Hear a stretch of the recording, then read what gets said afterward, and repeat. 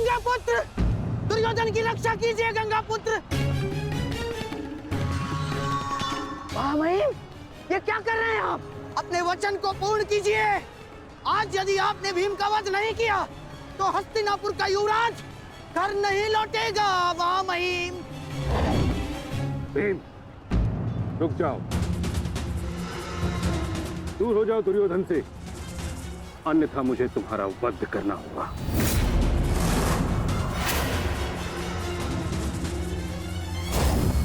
सावधान पितामह,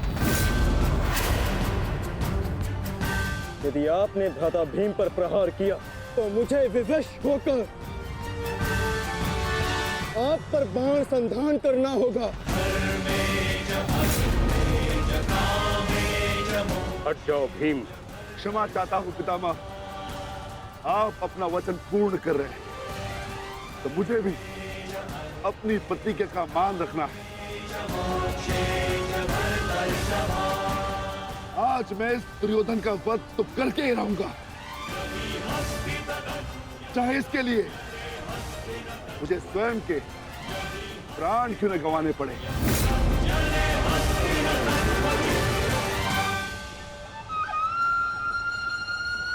स्वयं के प्राण गंवा सकते हो भीम, परंतु क्या अपने दोनों भ्राताओं को इस आहुति में झोंक दोगे तुम? तुम्हारी इस भूल का फल नकुल और सहदेव को भुगतना होगा भीम। जरा देखो उधर।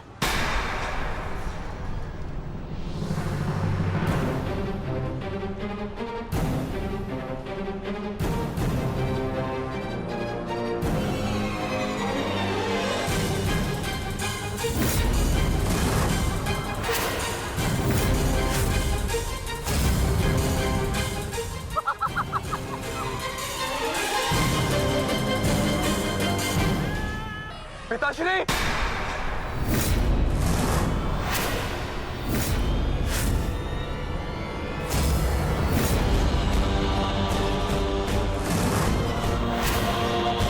शस्त्र को नीचे करिए द्रोण, अन्यथा सदैव के लिए पुत्र से हाथ खो बैठोगे।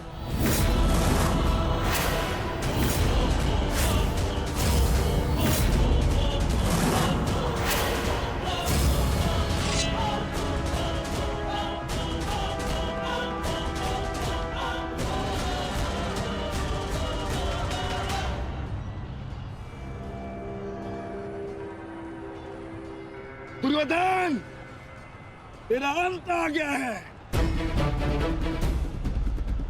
तुम्हारे पास दो विकल्प शेष है दुर्योधन, या तो देश युधिष्ठिर के समक्ष आत्मसमर्पण करो, अपनी सेना को पीछे हटने का आदेश दो, या फिर अपने प्राण यमराज को समर्पित करो।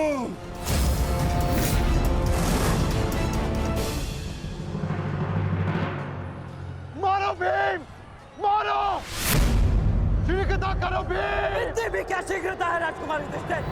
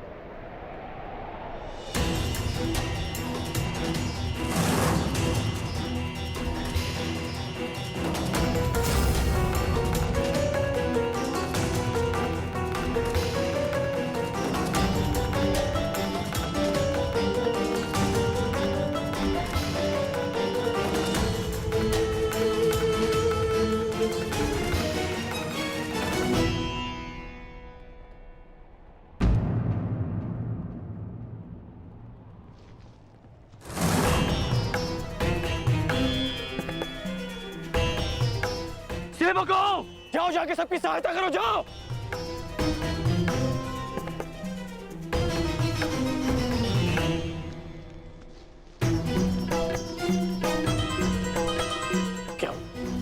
क्या हुआ?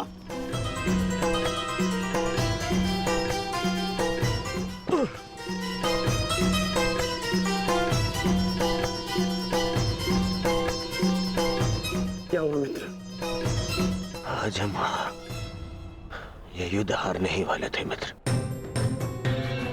उस भीम ने मेरा वध कर ही दिया था, परंतु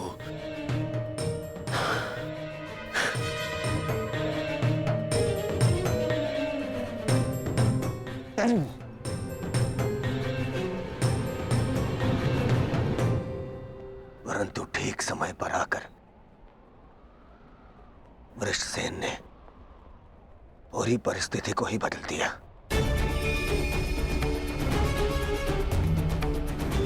वीर वृषसेन ने आज न केवल मेरे प्राणों की रक्षा की,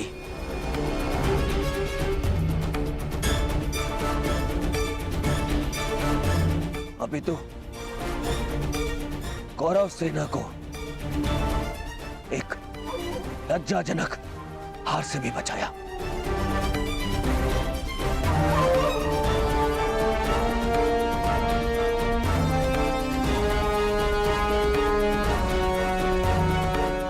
मैं गर्वित हूं तुम्हें अपनी सेना में पाकर पुत्र, गर्वित हूं मैं।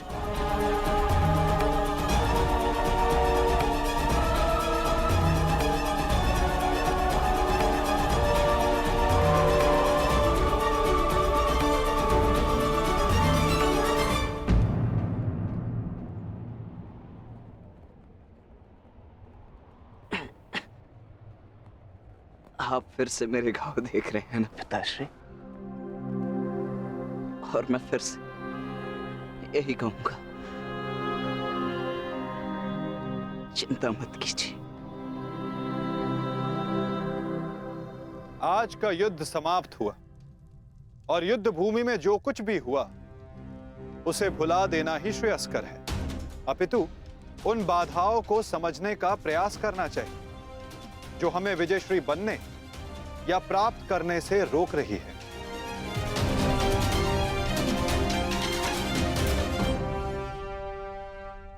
सबसे बड़ी बाधा तो वो कर्ण का पुत्र वृषसेन है। आज दूसरे दिन भी उसने दुर्योधन का अंत होने से बचा लिया। दुर्योधन के वध होने के पश्चात वृषसेन को अपने मार्ग से हटाना अति आवश्यक है। कुछ नहीं होगा आपके पुत्र को, और आपका पुत्र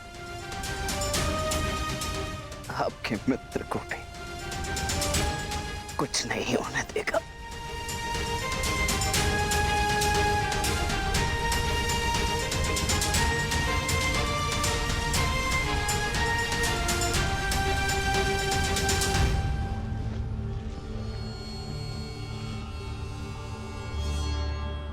मित्र, आज का दिन हमारे पक्ष में नहीं था।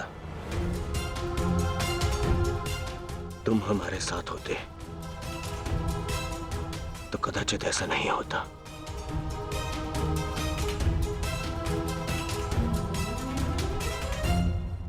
आज युद्ध भूमि में कौरव केवल धर्मराज युधिष्ठिर का वध करने का प्रयत्न करते रहे, और कल हम दुर्योधन को अपना लक्ष्य बनाएंगे।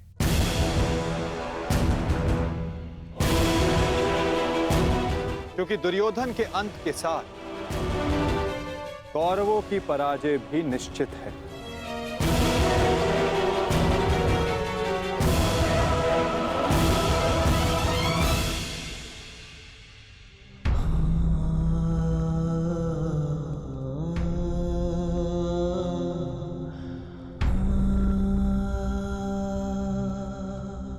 पुत्र,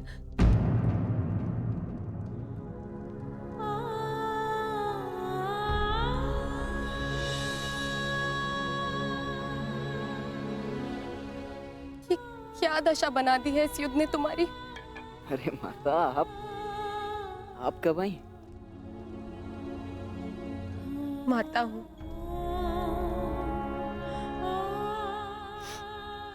पुत्र को घाव लगता है तो माता को आभास हो ही जाता है। मेरे मन ने कहा कि मेरा पुत्र संकट में है, दौड़ी चली आई।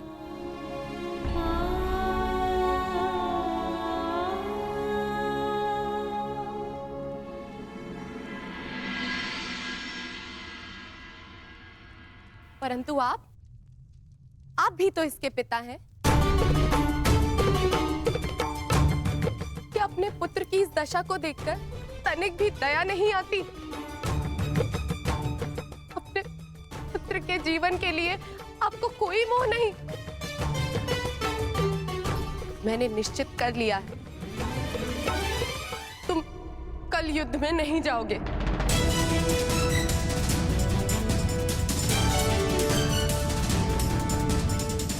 परंतु माता, मैंने कहा ना, ये मेरा अंतिम निर्णय है।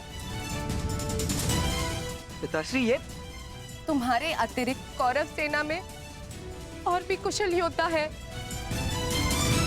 निश्चित रूप से कौरव सेना में कुशल योद्धाओं की कमी नहीं है पिताश्री,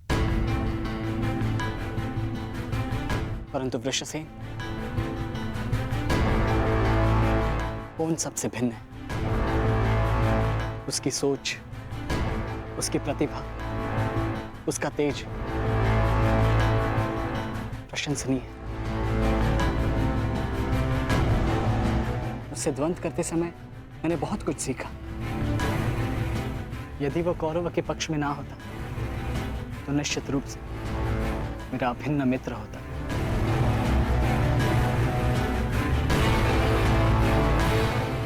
परंतु समझ में नहीं आता कि उसमें इतना तेज आया कहां से। कुछ जन्म से, कुछ कर्म से। वो अंगराज कर्ण का पुत्र है, जिसके मन में मृत्यु का भय नहीं, अपने कर्तव्य की ओर पूर्ण आत्मसमर्पण है। उस पर तेज स्वतः ही आ जाता है अभिमन्यु।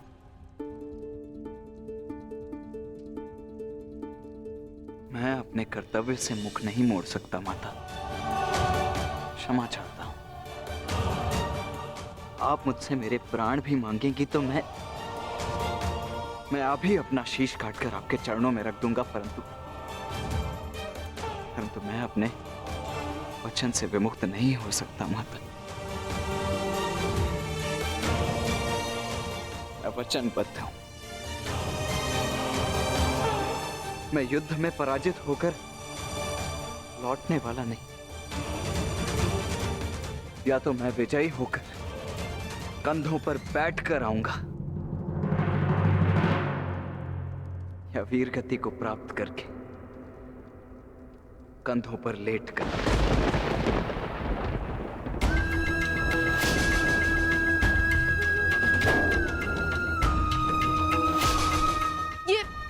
ये आपका पुत्र क्या बोल रहा है? अब आप सुन रहे हैं ना? मैं आपसे हाथ जोड़कर विनती करती हूँ स्वामी, रोकिए इसे। आप ऐसा कैसे होने दे सकते हैं? कुछ कीजिए। करना तो तुम्हें है सुप्रिया। ममता और कर्तव्य में संतुलन करना है। तुम एक योद्धा की माता हो, तुम्हें अपने हृदय को कठोर बनाना होगा। मेरी अनुपस्थिति में हमारा पुत्र इस महायुद्ध में अत्यंत मुख्य भूमिका निभा रहा है।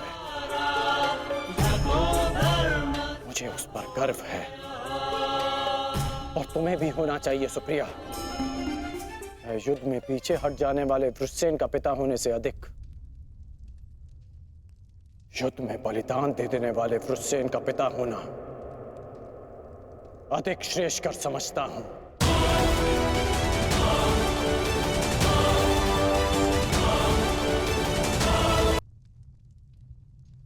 और तुम्हें भी समझना चाहिए सुप्रिया, तुम उसकी माता हो, उसकी शक्ति बनो, उसकी दुर्बलता नहीं।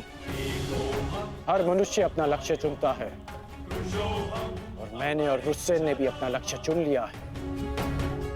हमारा लक्ष्य ये महायुद्ध है और युद्ध बलिदान मांगता है। और यदि वो बलिदान मेरा या मेरे पुत्र का होगा तो हमसे अधिक भाग्यशाली और कोई नहीं होगा सुप्रिया। परंतु मैं इसकी माता हूँ। हर कोई जो इस युद्ध में है उसकी भी माता है, वो भी किसी का भाई, बेटा, पिता या पति है। यदि हर माता तुम्हारी भांति विलाप करने लग जाए तो इस युद्ध में योद्धा रिक्त हो जाएंगे। जब युद्ध क्षेत्र में मृत्यु समक्ष खड़ी होती है तो योद्धा पुकारता है, हे मृत्यु, तैयार यदि तू आने को, प्रसन्न मुख आ, द्वार खुला है, तेरा स्वागत, प्रसन्न मुख आ।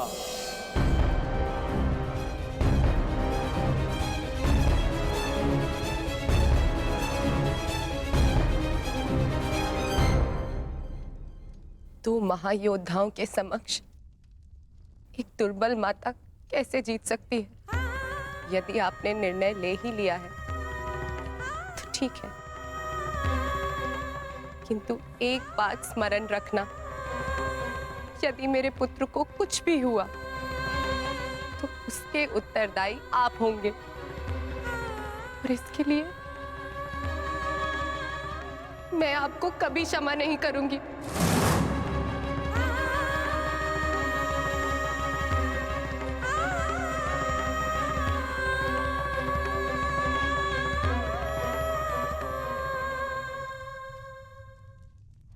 आज युद्ध भूमि में पांडवों का प्रयास था कि दुर्योधन पर वश पालें। कल भी कदाचित उनका यही प्रयास होगा। इस कारणवश हमें सज्ज रहने की आवश्यकता है।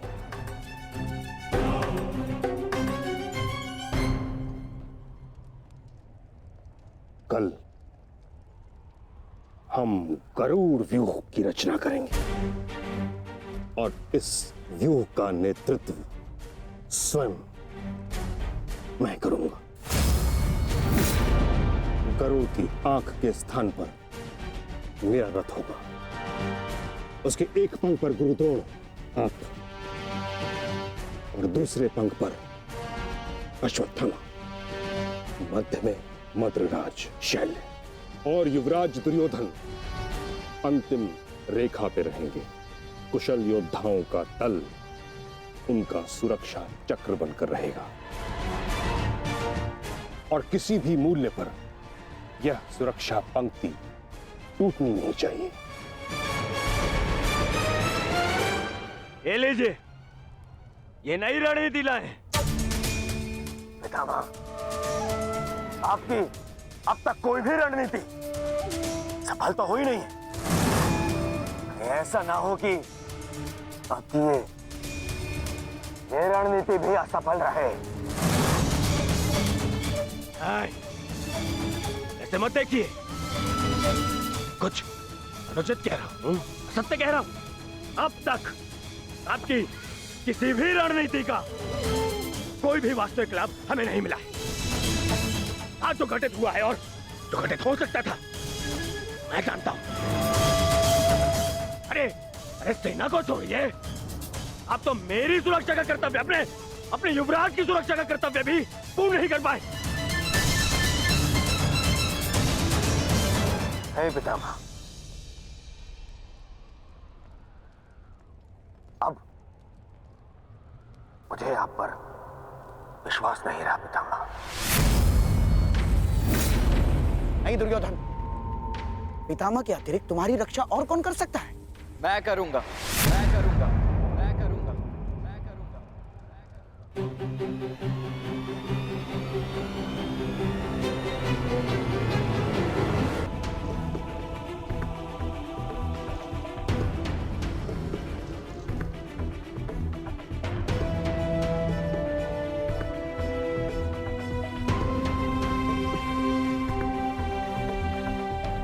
मैं मानता हूं मैं महामहिम के समक्ष कुछ भी नहीं, और मैं हृदय से उनका सम्मान भी करता हूं।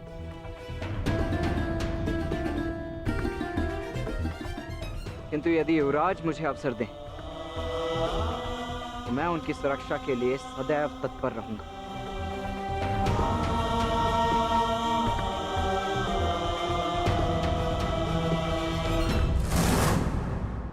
आपका क्या मत है वासुदेव? कल कौरव किस रणनीति के साथ युद्ध क्षेत्र में उतरेंगे?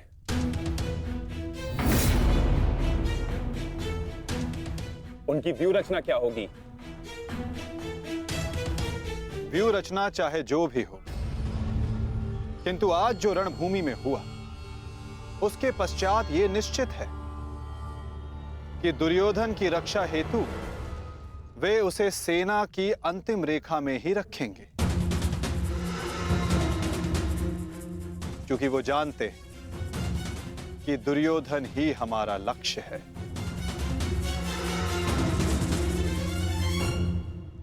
यदि ऐसा है तो फिर हमें कौन से व्यू का उपयोग करना चाहिए माधव? अर्धचंद्र व्यू पार्थ।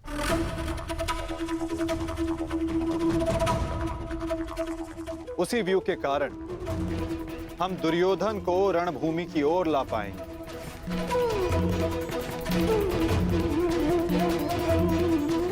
और यदि दुर्योधन व्यू से बाहर नहीं आया तो ये उसकी दुर्बलता समझी जाएगी और मानसिक पराजय भी।